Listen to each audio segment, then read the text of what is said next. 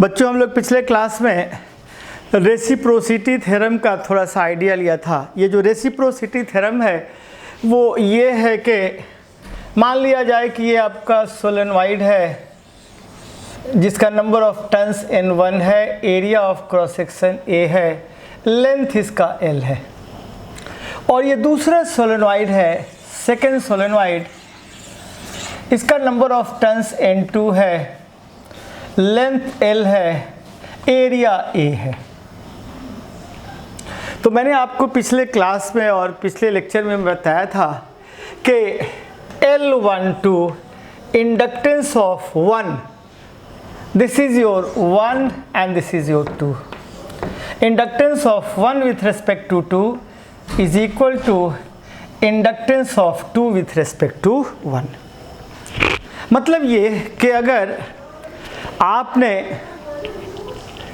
I current पहले solenoid में दिया और दूसरे के थ्रू फ्लक्स, तो आप कह सकते हैं L21 चूंकि L12 के बराबर है तो this is the inductance of 2 with respect to 1।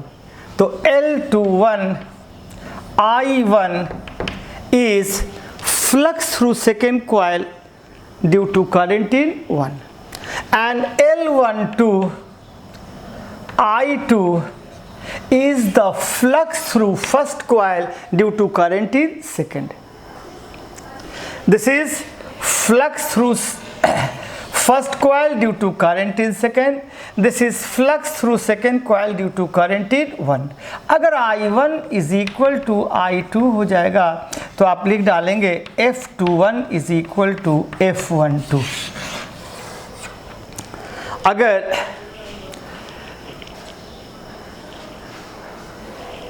पहले कॉइल में करंट फ्लो कर रही है I और दूसरे के थ्रू फ्लक्स, और दूसरे में वही करंट फ्लो करती है और पहले के थ्रू फ्लक्स, दोनों का वैल्यू सेम होगा। That is called reciprocity theorem. अब एक प्रॉब्लम है, देखिए, there are two concentric circular coil, there are two concentric circular coil, this is R1 and this is R2, two concentric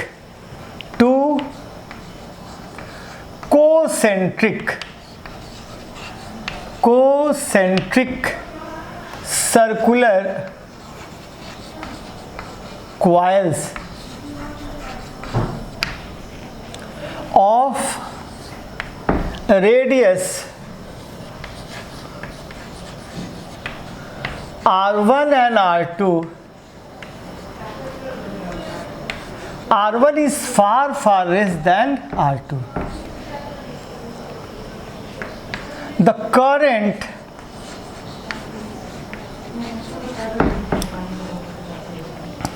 in, this is coil 1 and this is coil 2.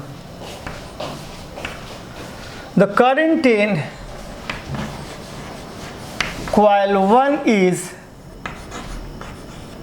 I. Find the flux through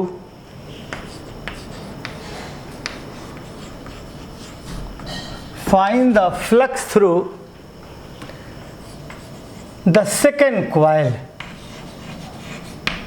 Find the flux through the second coil or bigger coil. Second coil means bigger coil. This is the bigger coil.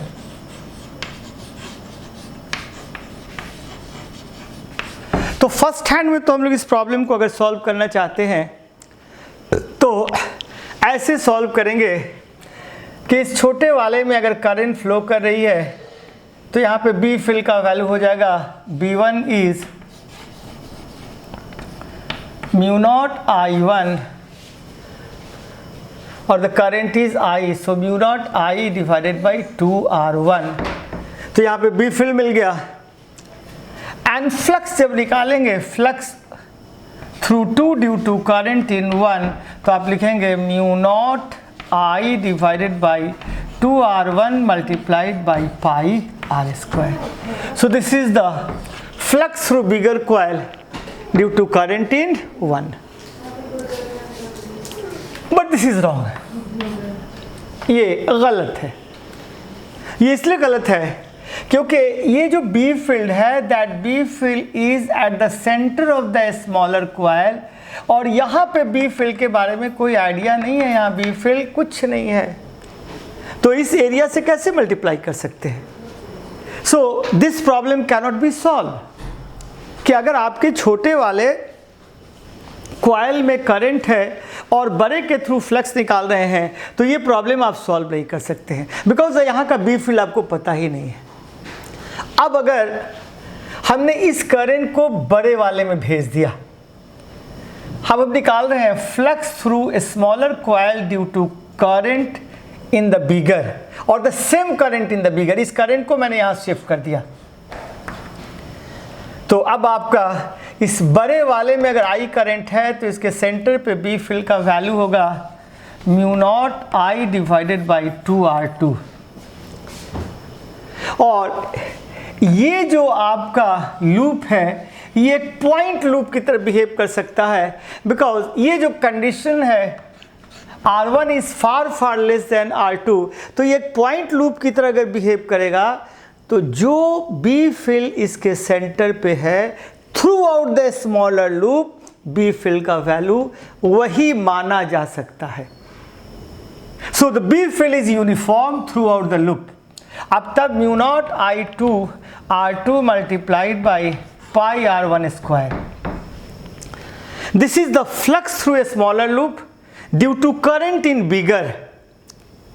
और मैंने आपको बताया था कि flux through a smaller loop due to current in bigger and flux through bigger loop and current in a smaller, rather same current is smaller, दोनों का value same होगा. That was the reciprocity theorem कि अगर आप छोटे वाले में current flow करा के बड़े वाले के थ्रू फ्लक्स निकालना चाहते हैं, और बड़े वाले में वही करंट और छोटे वाले के थ्रू फ्लक्स निकालना चाहते हैं, तो दोनों का वैल्यू सेम होगा.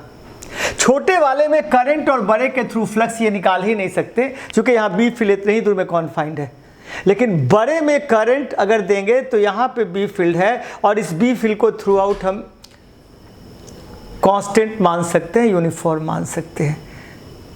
एंड तब mu naught I by 2r is the B field due to bigger loop at it centre, and ये पाई r स्क्वायर है. तो इस तरीके से हमने ये कह दिया कि φ1 is equal to φ2 is equal to mu naught I 2r1 divided by pi r1 square. So this is the flux through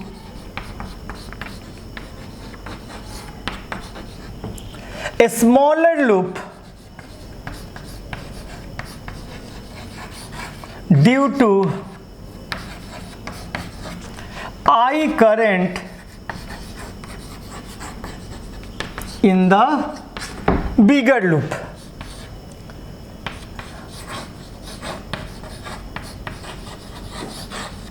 And this is also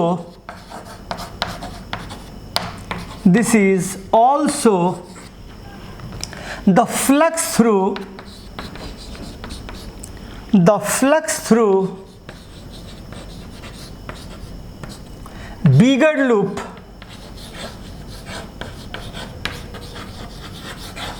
due to I current in the smaller loop.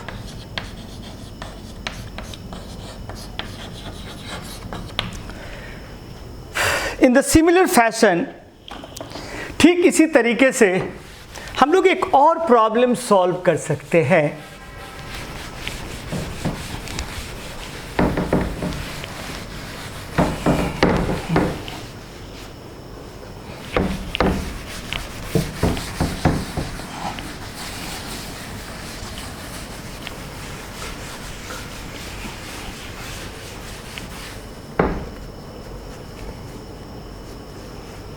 Reciprocity theorem पे ही जब एक to concentric square ले लेते हैं और एक छोटे वाले स्क्वायर में आई करंट देते हैं और बड़े स्क्वायर के थ्रू हम बी फील्ड निकालना चाहते हैं, तो ये भी हम लोग सॉल्व कर सकते हैं।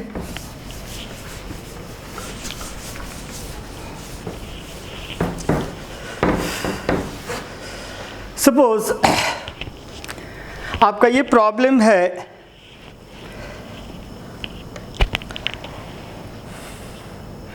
ये concentric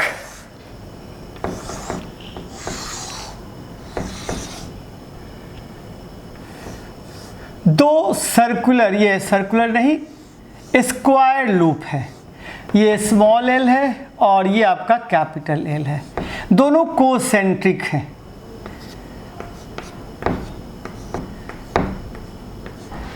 I current in a smaller loop and flux through bigger, यही निकालना है। I current in the smaller loop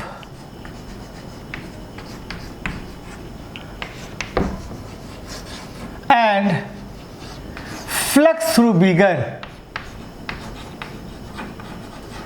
flux through bigger। हम लोग इसको नहीं सॉल्व कर सकते क्योंकि यहां पर जो बी फील्ड होगा आपका, ये बी फील्ड इसी जगह पे है और इसके थ्रू अगर फ्लक्स निकालना होगा तो B मल्टीप्लाइड बाई एरिया, यहाँ के B का कोई हमको आइडिया नहीं है। लेकिन ये काम तो हम कर सकते हैं कि अगर इसी I करंट को यहाँ भेज दें और छोटे वाले के थ्रू फ्लक्स निकाल दें, तो ये काम हम कर सकते हैं। ये काम इसलिए हम कर सकते हैं क्योंकि ये काफ़ी छोटा लूप है। इस लूप की वजह से इसके सेंटर पे जो बी फील्ड का वैल्यू होगा वो थ्रू आउट द लूप आपका कांस्टेंट माना जा सकता है। तो हमने किया क्या कि ये करंट आपको बड़े वाले लूप में चलाया और यहाँ पे बी फील्ड निकालते हैं। So B due to current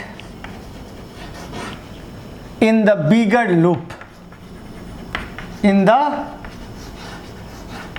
bigger loop at the center of the loop, center of the loop, इसका वैल्यू हो जाएगा mu naught I 4 pi L by 2, this is L by 2 and ये होगा 45 into 45, तो sign 45 plus sign 45, और देखिए ऐसा 1 2 3 4, ये 4 ऐसे हैं, तो आप इसको 4 से मल्टीप्लाई कर देंगे तो यहाँ पे बी फील्ड का वैल्यू मिल जाएगा। 4 से मल्टीप्लाई कर दिया आपने, ये कैंसिल हो गया, ये ऊपर चला गया, तो 2 mu naught I divided by pi L and this is 2 by root 2। This is the B field due to bigger loop at the centre of the smaller loop और बिगर लूप, चूंकि दोनों कोसेंट्रिक हैं। तो आपने B निकाल लिया, अब इसके थ्रू फ्लक्स आप निकालना चाहते हैं, तो flux through 1 due to current in 2, this is 2, this is 1, इसका वैल्यू हो जाएगा 4 mu naught I divided by root 2 pi L multiplied by L square, and this is L12 I, so I से I cancel होगा, L12 is equal to L21 इज equal to 4 mu naught I divided by root 2 pi L by L square. So inductance is directly proportional to L square by L. Inductance is directly proportional to a small L square by L. ये हुआ आपके बड़े में current छोटे के through flux, या छोटे में वही करंट बड़े के थ्रू फ्लक्स, दोनों का वैल्यू सेम होगा। इन द सिमिलर फैशन एक और प्रॉब्लम आप रेसिप्रोसिटी थ्योरम पे सॉल्व कर सकते हैं। ये आपका दो कोएक्सियल, दोनों का एक्सिल एक है, ये रेडियस ऑफ कोर्स r है, ये रेडियस r है, I करंट इस छोटे वाले में फ्लो कर रही है, and we are to calculate the flux through the bigger coil. मेरा प्रॉब्लम क्या है? Our problem is current in smaller loop और current I in a smaller loop and flux through the bigger, यही मुझे निकालना था, flux through the bigger। और हम ऐसा नहीं कर सकते क्योंकि यहाँ पर अगर करंट है, यहाँ अगर बी फील्ड निकाला और इस एरिया से मल्टीप्लाई करेंगे तो ये B field throughout the loop आपका यूनिफॉर्म नहीं होगा। So this problem can not be solve by any means. इस प्रॉब्लम को हम नहीं सॉल्व कर सकते, लेकिन बाबू मेरे रेसिप्रोसिटी थ्योरम ये कहता है कि अगर इसके अंदर करंट और इसके थ्रू फ्लक्स, या बड़े वाले में करंट छोटे के थ्रू फ्लक्स, दोनों का वैल्यू सेम होगा, तो मैं इस छोटे करंट को बड़े वाले के अंदर भेज दे रहा हूं। छोटे करंट को क्या करता हूं? बड़े वाले के अंदर भेज दे रहा हूं। तो नाउ ये करंट फ्लो की इस जगह, और बोलिए यहाँ पे बी फील्ड हमने निकालना सीखा है।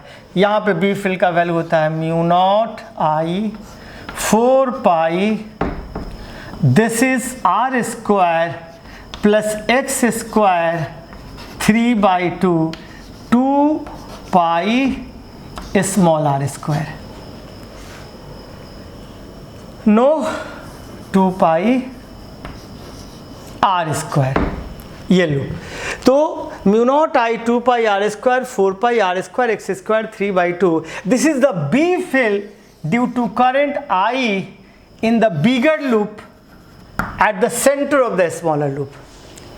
और चूंकि ये कंडीशन है कि R is far less than R, तो इसके सेंटर पे जो बी फील्ड होगा उसको हम लोग कांस्टेंट मान सकते हैं। और तब यहां पे अगर आप फ्लक्स निकालना चाहते हैं तो इस फ्लक्स का वैल्यू हो जाएगा B is mu naught I 2 pi R square 4 pi R square plus X square 3/2, ये तो आपका B हो गया, multiplied by area pi R square. So this is the flux through a smaller loop due to current in bigger loop, and also this is the flux through bigger loop due to current in smaller. क्योंकि मैंने बताया है कि बिगर में current हो smaller के through flux, और smaller में करंट हो बिगर के थ्रू फ्लक्स, दोनों का वैल्यू सेम है। मैंने यहाँ कैलकुलेट क्या किया, बिगर में करंट भेजा आई और स्मॉलर के थ्रू फ्लक्स निकाला, और यही वैल्यू स्मॉलर में आई करंट हो बिगर के थ्रू फ्लक्स भी यही होगा। तो अगेन आप यहां से देखते हैं कि phi12 is directly proportional to L12 I। तो यहां से आप देख लीजिए mu naught I 2 pi R square pi R square 4 pi R square plus X square 3/2 is equal to L12I। So I से I कैंसिल हो जाएगा, आपके L12 का वैल्यू हो गया L12 is equal to L21 which is equal to mu naught by 4 pi R square plus X square 3/2 multiplied by pi R square pi small R square. तो इस तरीके से हमने रेसिप्रोसिटी थ्योरम से ये 2-3 प्रॉब्लम्स आपको बताए। अब हम लोग इस के बाद अगले में कुछ हम लोग और सॉल्व करेंगे। आज यहीं तक, थैंक यू।